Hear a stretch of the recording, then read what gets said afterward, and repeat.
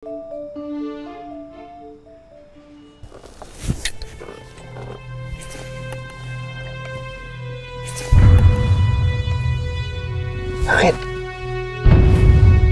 Anak ng...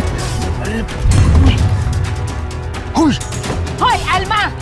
Anong ginagawa mo dyan, ha? Naninilip ka? Baboy ka talaga, ha?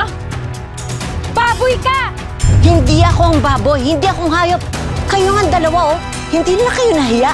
Binabalandra niyo yung kaluluwa niyo sa labas kung anong kababuyan ang ginagawa niyo. Ganun ka kadesperada, Dolores? Sisiraan mo na naman ako kay Jojo, ha? Grabe, dito maraming tao, mahihiyari ako. Akin na yan, sabi! Puputi na lang yung mata mo, ha? At wala kang mapapakita na kay Jojo, ha?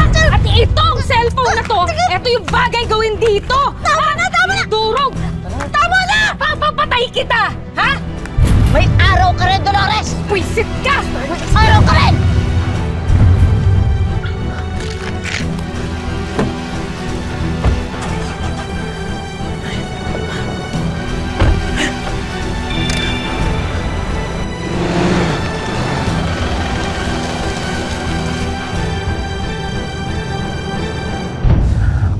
Timpa? Nahiya kasi ako magtanong kay senyor eh.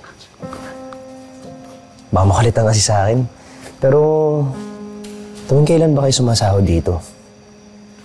Eh, kailangan ko kasi ng pera eh. Kaya lang, mawala naman akong sasahodin kasi bago pa lang ako, di ba? Tanungin mo na lang si Hugo tungkol dyan. Saka, para saan ba yung kailangan mo? Para kay nanay eh. Kailangan siya operahan sa puso, kailangan ng malaking pera. Eh, Timpa, may naitabi ka bang pera dyan na pwede kong hiramin? Hindi, ito na lang. Ito, sanla ko na lang sa'yo ito. Totoong ginto yan.